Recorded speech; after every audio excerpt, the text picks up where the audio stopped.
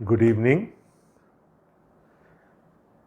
خداوند کے شکر گزار ہیں کہ جو سفر ہم نے حجی نبی کے صحیفے سے کیا تھا کہ ہم پوسٹ ایگزلک یعنی اسیری کے بعد کے انبیاء اصغر کو، مائنر پروفٹس کو اسٹڈی کریں گے، وہ سفر آج ختم ہونے جا رہا ہے، کیونکہ آج ہم ملاکی نبی کے صحیفے کے آخری باب کی آخری 3 آیات پر غور کرنے جا رہے ہیں۔ And these are not only the last verses of this book, these are the last verses of the Old Testament. یہ پرانے عہد نامہ کی آخری آیات ہیں اور یہ لنک ہیں نئے عہد نامہ سے۔ تو آئیے پہلے ہم ان آیات کو پڑھ لیں اور پھر ہم ان پر سوچ و بچار کریں گے۔ ملاکی 4 باب اس کی 4 آیت سے لے کر 6 آیت تک۔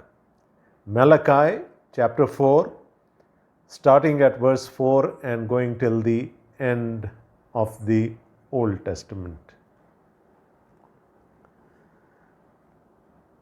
خداوند کے کلام میں لکھا ہے، تم میرے بندہ موسیٰ کی شریعت یعنی ان فرائض و احکام کو جو میں نے حورب پر تمام بنی اسرائیل کے لیے فرمائے یاد رکھو۔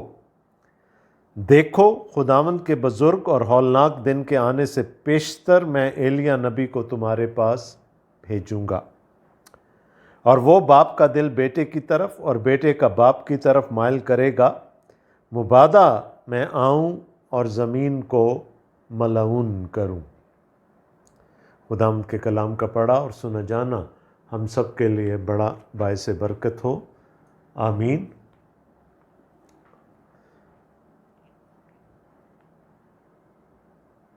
چونکہ یہ پرانے عہد نامہ کی آخری آیات ہیں تو ون وڈ ایکسپیکٹ کہ روح القدس جس نے اس پرانے عہد نامے کو بھی لکھوایا وہ ہمیں خلاصہ دے گا پورے پرانے عہد نامے کی ٹیچنگ کا، کیونکہ یہاں سے آگے پھر 4 صدیاں ہیں جو تاریک صدیاں کہلاتی ہیں۔ There would be those silent centuries, 4 centuries where God would not speak to his people and then John the Baptist would appear on the scene۔ تو یہ ایک طرح کا خلاصہ بھی ہے پورے پرانے عہد نامہ کا۔ دیکھیں میں کیوں کہہ رہا ہوں خلاصہ ہے۔ 4 آیت میں تم میرے بندہ موسیٰ کی شریعت، So it is referring to the first 5 books of the Old Testament۔ شریعت کی، تورات کی جو کتابیں ہیں 5 کتابیں پیدائش سے لے کر استثنا تک، ان کا یہاں پر احاطہ کیا جا رہا ہے۔ تم میرے بندہ موسیٰ کی شریعت یعنی ان فرائض و احکام کو جو میں نے حورب پر تمام بنی اسرائیل کے لیے فرمائے یاد رکھو۔ اور پھر 5ویں آیت میں وہ کہتا ہے، دیکھو خداوند کے بزرگ اور ہولناک دن کے آنے سے پیشتر میں ایلیا نبی کو تمہارے پاس بھیجوں گا۔ ایلیا کا بھی ذکر آ گیا اور مجھے یہ کہنے میں کوئی عار نہیں ہے کہ ایلیا یہاں پر نمائندہ ہے تمام نبیوں کا۔ جس پہاڑ پر خداوند یسوع مسیح کی صورت بدل گئی تھی، the mount of the transfiguration، who were there alongside Jesus؟ ان 3 رسولوں کو یعنی پطرس، یعقوب اور یوحنا کو وہاں کون نظر آئے؟ اور لکھا ہے اور صاف طور سے لکھا ہے کہ موسیٰ اور ایلیا خداوند یسوع مسیح سے ڈسکشن کرتے ہوئے نظر آئے۔ Jesus is the fulfilment of the old testament, ہے نا، یہ ایک پروگریشن ہے۔ پرانا عہد نامہ بلکہ خدا کا پورا کلام ایک پروگریشن ہے، اٹس پروگریسو ان نیچر۔ خدا نے پہلے اپنی شریعت دی، پھر نبیوں کے وسیلہ سے اس شریعت کو سمجھنے میں اور اس کی تعویلوں میں جو غلطیاں ہو رہی تھیں، نبیوں کو بھیج کر ان کی کریکشن کرنے کی کوشش کی، اور شریعت اور نبیوں کی ساری تعلیم مل کر یسوع کی طرف اشارہ کرتی ہے، اور جب یسوع آ گیا تو پھر پرانا عہد نامہ اس کی ذات اقدس میں تکمیل پا گیا. So it's a very befitting ending of the Old Testament. God is referring to Moses, the law that came through Moses, and God is referring to Elijah, who is the representative of all the prophets here. اور وہ جو ٹرانسفیگریشن ہوئی تھی خداوند یسوع مسیح کی، جب صورت بدل گئی تھی، وہاں پر بھی ان دونوں ہستیوں کا ہونا اس بات کی نشاندہی تھی کہ وہ پرانا عہد نامہ جس شخصیت کی طرف اشارہ کر رہا تھا وہ خداوند یسوع مسیح ہی ہیں. سو شریعت کا ذکر بھی آ گیا اور نبیوں کا ذکر بھی آ گیا. تو ایک طرح سے پورا، یعنی جب بھی اگر آپ نئے عہد نامے کو پڑھیں تو اکثر یسوع مسیح بھی جب پرانے عہد نامے کا ذکر کرتے ہیں تو وہ کہتے ہیں شریعت اور نبیوں میں. حالانکہ ایک تیسرا حصہ بھی ہے جو کہ نوشتوں کا ہے، جس کو کتویم کہا جاتا ہے، لیکن زیادہ ایمفسس کس پر ہے؟ شریعت پر اور نبیوں پر. تو یہاں پر پرانا عہد نامہ تکمیل پا رہا ہے. میں عہد نامے کی بات کر رہا ہوں، عہد کی بات نہیں کر رہا. اس عہد کا ایک اور نبی ابھی باقی ہے، اور وہ ہے یوحنا استباغی، یوحنا بپتسمہ دینے والا. تو عہد نامہ مکمل ہو رہا ہے، عہد ابھی مکمل نہیں ہوا ہے. اب دیکھیں پچھلے جو 3 آیات تھیں پچھلی، جن پر ہم نے کل غور کیا تھا، بڑا کلیئرلی خداوند نے کہا تھا دیکھو، کیونکہ دیکھو وہ دن آتا ہے جو بھٹی کی مانند سوزان ہوگا. The day of the Lord, the day of judgment. لیکن کتنا عظیم ہے بائبل کا خدا، کتنا رحم دل ہے بائبل کا خدا، کہ وہ جب بھی ججمنٹ لاتا ہے وہ پہلے وارن کرتا، وہ پہلے اپنے لوگوں کو تنبیہ کرتا ہے، وارننگ دیتا ہے.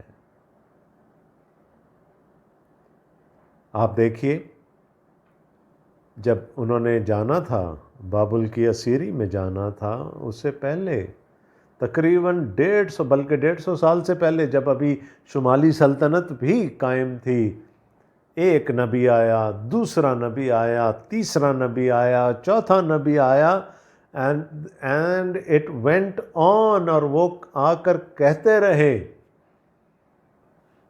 کہ خدا عدالت کرنے جا رہا ہے. God is coming in judgement, be careful, repent, turn towards the Lord. رجوع لاؤ خداوند کی طرف، توبہ کرو، ورنہ تباہی تمہارے دروازے پر کھڑی. یہ ہمارے خداوند کا، بائبل کے خدا کا وتیرہ ہے کہ وہ وارن کرتا ہے. اور یہاں پر 5ویں آیت میں وہ کیا کہہ رہا ہے؟ دیکھو خداوند کے بزرگ اور ہولناک دن کے آنے سے پیشتر میں ایلیا نبی کو تمہارے پاس بھیجوں گا. اگین خدا کہہ رہا ہے میں وارن کروں گا، میں وارن کروں گا، میں تنبیہ کروں گا، میں خبردار کروں گا کہ ایسا ہونے جا رہا ہے. اب یہاں پر کچھ تھوڑی سی چیزیں ایسی ہیں جن کو ایکسپلین کرنے کی ضرورت ہے. دیکھیں طریقہ کار کیا بتایا جا رہا ہے. اس بزرگ اور ہولناک، دیکھیں ہم نے 2 طرح کے لوگ دیکھے تھے نا وہاں پر. ایک وہ تھے جو خدا ترس تھے، اور دوسرے وہ تھے جو گھمنڈی تھے. There were the arrogant and the wicked on the one side, and there were God-fearing people on the other side. اور خدا نے کہا تھا کہ ان دونوں کا ٹریٹمنٹ علیحدہ ہوگا۔ اس سے پہلے خدا نے کہا تھا کہ جو میرا دن ہے جب میں آؤں گا تو وہ سونار کی آگ اور دھوبی کے صابن کی طرح ہوگا۔ اب دیکھیں، آگ پاک بھی کرتی ہے اور آگ جلاتی بھی ہے۔ تو خدا کے لوگوں کو تو وہ آگ پاک کرے گی، ان کو تائے گی، ان کو سینکٹیفائی کرے گی، ان کی تقدیس کرے گی، لیکن جو خدا کے دشمن ہیں، گھمنڈی ہیں، ان کو جلا کر راکھ کر دے گی۔ تو یہاں پر بھی لکھا ہے بزرگ اور ہولناک دن ہے وہ، لیکن یہ شفقت میں غنی خدا کہہ رہا ہے کہ میں پھر بھی وارن کروں گا۔ اب جب یہ بات ہو رہی ہے، دیکھیں یہ واحد جگہ ہے، یہ واحد مقام ہے جہاں پر ایلیا کے دوبارہ آنے کا ذکر ہمیں ملتا ہے، and it is at the very end of the old testament کہ ایلیا دوبارہ آئے گا۔ اب ایلیا کے بارے میں ہم یہ جانتے ہیں کہ ایلیا طبعی موت نہیں مرا تھا، وہ اٹھا لیا گیا تھا۔ الیشا کے دیکھتے دیکھتے ایلیا آسمان پر اٹھا لیا گیا اور اس کی چادر الیشا پر آ کر گری۔ اور بنی اسرائیل میں یہ ایکسپیکٹیشن تھی کہ چونکہ ایلیا اس طرح سے اٹھایا گیا ہے وہ دوبارہ آئے گا، اور اس آیت کو سامنے رکھتے ہوئے تو وہ ایکسپیکٹیشن اور زیادہ ہو گئی تھی۔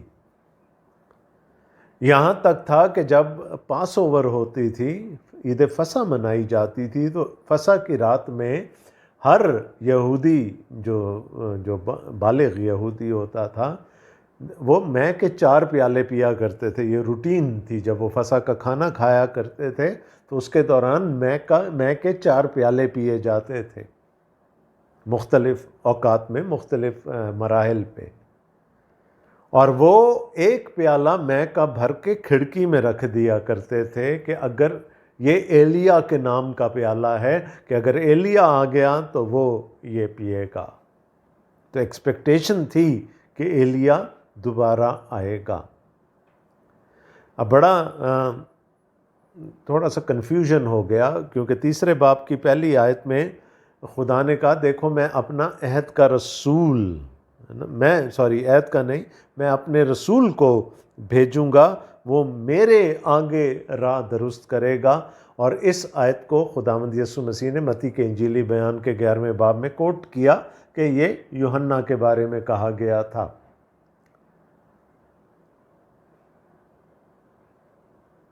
یسوع نے ہی کہا کہ ایلیا تو آ چکا۔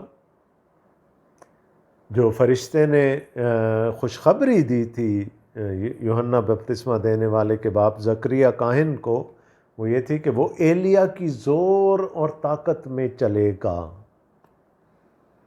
لیکن جب یوحنا سے پوچھا گیا کہ تو ایلیا ہے، اس نے کہا نہیں، میں نہیں ہوں۔ So there is a bit of a confusion۔ اگر آپ مجھ سے پوچھیں، اس پہ بہت سارے علماء نے ان چیزوں پر بحث کی ہے اور بہت ساری چیزیں ہیں، اگر آپ مجھ سے پوچھیں تو وہ جو خداوند یسوع مسیح نے کہا تھا نا کہ پرانے عہد سے، شریعت سے اور نبیوں سے، یعنی پرانے عہد نامے کا ایک نقطہ اور ایک شوشہ نہیں ٹلے گا جب تک میں دوبارہ نہ آ جاؤں۔ تو میں تو اس کو اسی طور سے دیکھتا ہوں کہ موسیٰ کی شریعت اور نبیوں کے صحائف رہتی دنیا تک لوگوں کے ساتھ ہے۔ ہاں، یسوع نے کہا ایلیا تو آ چکا، یعنی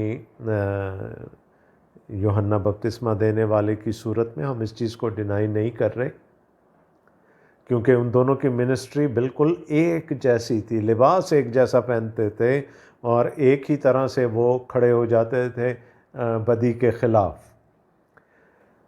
لیکن یہاں پر ذکر ہو رہا ہے یسوع کی دوسری آمد کا، اس بزرگ اور ہولناک دن کا۔ اب اس سے پہلے کیا ایلیا دوبارہ آئے گا؟ یہ نبوت تو اسی طرف اشارہ کر رہی ہے کہ شاید وہ دوبارہ آئے گا۔ کچھ لوگ جو مکاشفہ کی کتاب کے 11ویں باب میں 2 گواہوں کا ذکر وہاں پر ہمیں ملتا ہے، تو وہ کہہ رہے ہیں ان میں سے ایک ایلیا ہوگا، ہو سکتا ہے اور نہیں بھی ہو سکتا، یہ خیال بھی ہو سکتا، قیاس بھی ہو سکتا ہے، لیکن جو امپورٹنٹ چیز کیا ہے؟ امپورٹنٹ چیز یہ ہے کہ خدا کہہ رہا ہے میں وارن کروں گا، میں اپنے نبیوں کے وسیلے سے، میں اپنے کلام کے وسیلے سے لوگوں کو وارن کروں گا، میں انتباہ کروں گا، میں ان کو خبردار کروں گا کہ وہ دن آنے والا ہے۔ ایک طرف خداوند یسوع مسیح نے کہا تھا اس دن کے بارے میں کوئی نہیں جانتا، رائٹ، ایگزیکٹ دن تو ہمیں کوئی نہیں بتا پائے گا، لیکن اس کے آنے سے پہلے لوگوں کو خبردار کیا جائے گا، اور جو پیش گوئیاں خداوند یسوع مسیح نے کی تھیں اپنی دوسری آمد کے بارے میں، ان کا پورا ہونا بھی ضروری ہے۔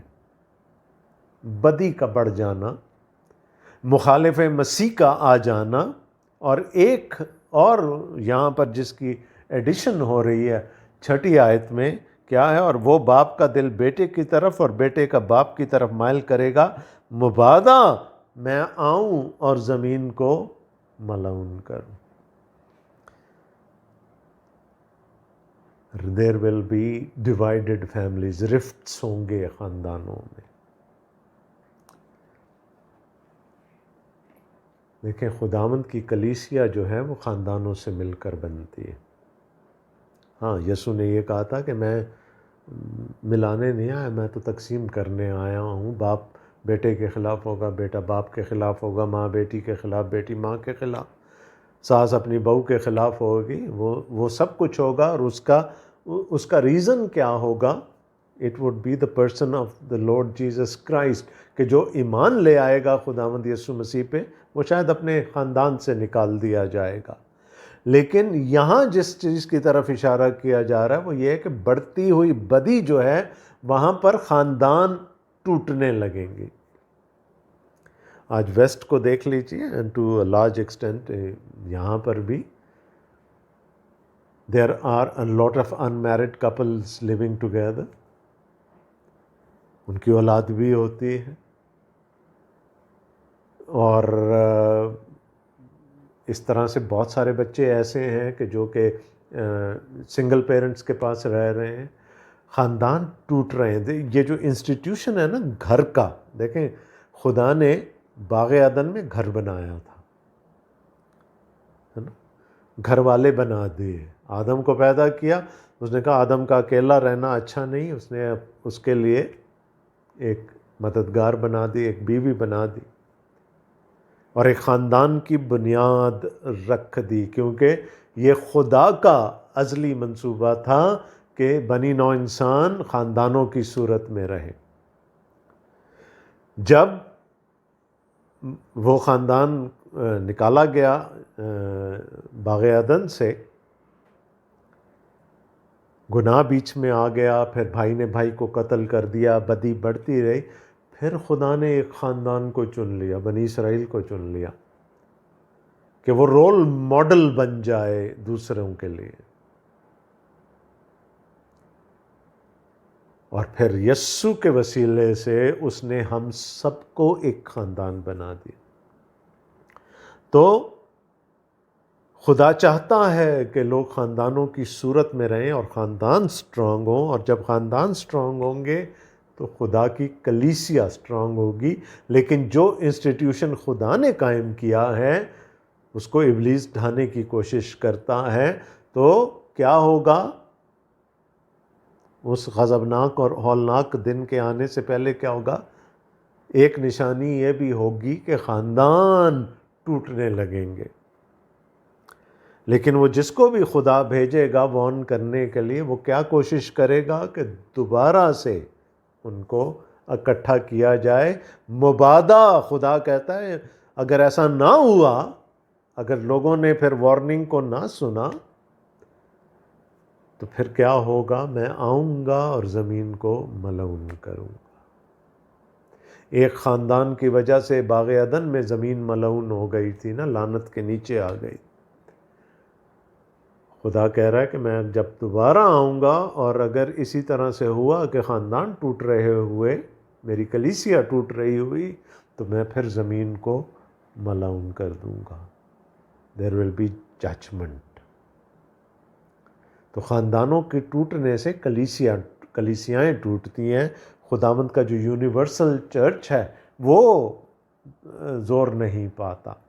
تو اس کو سمپل آن دا سرفیس اگر میں سمجھنے کی کوشش کروں تو یہ جو ہے، اور خاص کر آج چونکہ ہم پرانے عہد نامے کے آخر میں ہیں، یہ رہتی دنیا تک ہے۔ اس میں شریعت بھی ہے، اگرچہ کہ ہم شریعت کے انڈر نہیں ہیں، میں اس کی طرف ابھی آتا ہوں۔ اس میں شریعت بھی ہے، اس میں نبیوں کے صحائف بھی ہیں، اور اس وقت تک یہی تھا۔ تو موسیٰ بھی قائم رہے گا، شریعت بھی قائم رہے گی، نبیوں کے صحائف بھی قائم ہیں، اور یہ رہتی دنیا تک لوگوں کو خبردار کرنے کے لیے کافی ہے۔ ان پرسن بھی وہ اپنے نبیوں کو، اپنے لوگوں کو بھیجے گا کہ ان کا دل موڑ کر خداوند کی طرف لائیں۔ اس وقت میں بھی کیا ہو رہا تھا؟ ملاکی نبی کے زمانے میں کیا ہو رہا تھا؟ لوگوں نے غیر قوموں میں شادیاں کرنی شروع کر دی اور اپنی جوانی کی بیویوں کو طلاق دینا شروع کر دی تھی۔ خاندان اس وقت بھی ٹوٹ رہے تھے، تو it was very very relevant for that time as well. چوتھی آیت کی طرف اب آئیں آپ۔ تم میرے بندہ موسیٰ کی شریعت یعنی ان فرائض و احکام کو جو میں نے حورب پر تمام بنی اسرائیل کے لیے فرمائے یاد رکھو۔ تو خاندانوں کو ٹوٹنے سے بچانا ہے تو نسخہ بھی دے دیا خدا نے۔ اور میں نے کہا اس وقت تک چونکہ صرف یہی ہے پورشن کلام کا، تو خدا اسی کو پوائنٹ آف ریفرنس یہاں پر بنا رہا ہے۔ تم میرے بندہ موسیٰ کی شریعت یعنی ان فرائض و احکام کو جو میں نے حورب پر تمام بنی اسرائیل کے لیے فرمائے یاد رکھو۔ اگر یاد رکھو گے تو پھر خاندان بھی قائم رہیں گے، خدا کی کلیسیا بھی قائم رہے گی، ان کی جماعت بھی قائم رہے گی، اور پھر خدا لعنت نہیں کرے گا۔ یہاں حورب کا ذکر آ گیا، بڑا پیارا نام ہے۔ یہ ایک ہی پہاڑ کے بہت سارے نام تھے۔ جس پہاڑ کو ہم کوہ سینا کہتے ہیں، جس پر خدا نے اپنی شریعت دی تھی، اسی پہاڑ کا ایک اور نام حورب بھی تھا۔ آج اس کو جبل الموسیٰ کہا جاتا۔ تو خدا نے کہا جو میں نے اپنی شریعت دی تھی اگر اس کو یاد رکھو گے میرے، اور پھر شریعت کن لوگوں کو دی تھی؟ جن کے ساتھ خدا نے عہد باندھا تھا۔ تو خدا کہنے کی کوشش کیا کر رہا ہے؟ اگر تم میرے عہد کو اور میرے کلام کو، میری شریعت کو یاد رکھو گے تو پھر کیا ہوگا؟ پھر وہ ساری بلائیں نہیں آئیں گی، وہ جو خاندان ٹوٹنے ہیں یا جو سارے مسئلے مسائل ہونے ہیں وہ نہیں ہوں گے۔ Word of caution here, we are not under the old covenant any more, ہے نا، ہم پرانے عہد کے تابع نہیں ہیں، اگرچہ کہ آج بہت سارے مسیحی علماء اور مسیحی لیڈران ہمیں واپس ادھر کو لے جانے کی کوشش کر رہے ہیں۔ کچھ کھچڑی سی پکائی جا رہی ہے کہ مسیح پر بھی ایمان رکھو اور پرانے عہد کو بھی، سبت کو بھی مانو اور اس کو بھی مانو اور اس کو بھی مانو اور عیدیں بھی وہی مناؤ۔ تو یاد رکھے دو کشتیوں کا سوار ہمیشہ ڈوبتا ہے۔ جب خداوند یسوع مسیح آخری فسح کھا رہے تھے اپنے شاگردوں کے ساتھ، تو جب پیالہ لیا تو کیا کہا؟ یہ نئے عہد میں میرا وہ خون ہے۔ تو خداوند یسوع مسیح نے نئے عہد کو انسٹیٹیوٹ کر دیا۔ We are no more under the old covenant, اور ہمیں اولڈ کووننٹ کے اسٹیپولیشنز کو جاری رکھنے کی بھی کوئی ضرورت نہیں۔ آج آپ اپنے گیت دیکھ لیں، کتنے گیت ہیں جن میں آپ یہوہ یہوہ یہوہ یہوہ کرتے ہیں۔ یہوہ وہ نام تھا جو خدا کا کوننٹ نیم ہے، عہد کا نام ہے، جو پرانے عہد کا نام ہے جو خدا نے بنی اسرائیل کو دیا تھا۔ آج میں اور آپ خدا کو باپ، بیٹے اور روح القدس کے نام سے جانتے ہیں، حوالے سے جانتے ہیں۔ آج دیکھ لیں کتنے گیت ہیں آپ کے، عہد کے صندوق، لشکروں کے خدا، یہ ساری چیزیں جو ہیں وہ آپ کو اولڈ ٹیسٹمنٹ سے، اولڈ کوننٹ سے ریلیٹڈ ہیں، اور کسی نہ کسی حوالے سے ہمیں دھکیلا جاتا ہے اس اولڈ کوننٹ کی طرف دوبارہ۔ اور میں نے پہلے کہا تھا کہ 2 کشتیوں کا سوار کبھی بھی کنارے پر نہیں لگتا، یہ فیصلہ ہم نے کرنا ہے۔ میں یہ نہیں کہتا کہ ہم رد کر دیں پرانے عہد نامے کو، نو، لیکن ہم نئے عہد کے فرزند ہیں، یہ یاد رکھنے کی ضرورت۔ We are the sons and daughters of the new covenant, جو خداوند یسوع مسیح کے خون سے ریٹیفائی ہوا، بکروں اور بیلوں کے خون سے نہیں۔ وہ افضل ہے، جیسے خداوند یسوع مسیح پرانے عہد کے تمام نبیوں سے افضل ہے، اسی طرح سے وہ عہد بھی جو اس کے وسیلے سے آیا وہ بھی افضل ہے۔ ہمیں واپس جانے کی، ریورس گیئر لگانے کی ضرورت نہیں ہے۔ یہ وہی موومنٹ ہے جو کہتی ہے جیزس پلس، ہے نا، کہ صرف یسوع کافی نہیں ہے، ہمیں ختنہ بھی کروانا چاہیے، ہمیں سبت کو بھی ماننا چاہیے، ہمیں پرانے عہد کی عیدوں کو بھی ماننا چاہیے۔ یہ ہم جو کچھ کر رہے ہیں ساری چیزوں کو رد کر دینا چاہیے، یہ تو ابلیسی ہیں، یہ تو غیر قوموں سے آئی ہیں۔ They want to drag us back into the old covenant۔ یہ ہمیں خبردار رہنا ہے اس چیز سے۔ پرانے عہد نامے پر ایمان رکھنا لازم ہے۔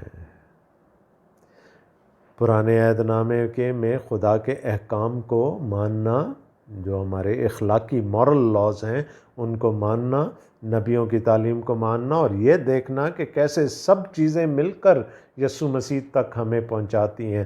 غلطیوں کے خط میں پولس رسول نے یہی کہا تھا نا کہ شریعت مسیح تک پہنچنے کے لیے ہماری استاد ٹھہری، پیڈاگوگ ٹھہری۔ We are not under the old covenant۔ خدا نے کہا تمہارے باپ دادا نے وہ توڑ دیا تھا، اب میں نیا عہد باندھوں گا، یرمیہ 31:31۔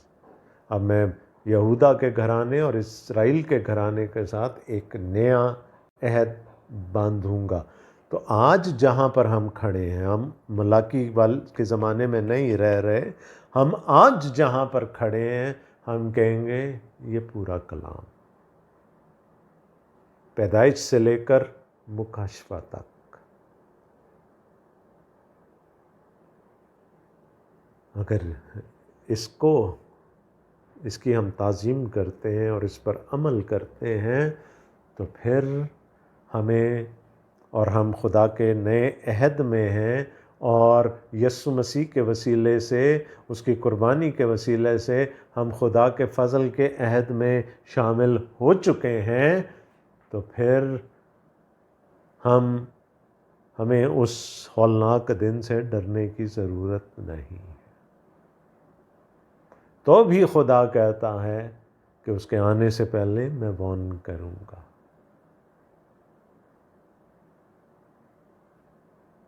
اور یہ کلام کیا کہتا ہے؟ پرانا عہد نامہ کیا کہتا ہے جس کا یہاں پر اختتام ہو رہا ہے؟ وہ کیا کہتا ہے؟ God wants us to live in families۔ ابلیس خاندانوں کو توڑنے کی کوشش کرتا، اور ہمیں اس چیز کو ریزسٹ کرنا ہے۔ خداوند آپ سب کو بڑی برکت دے، آمین۔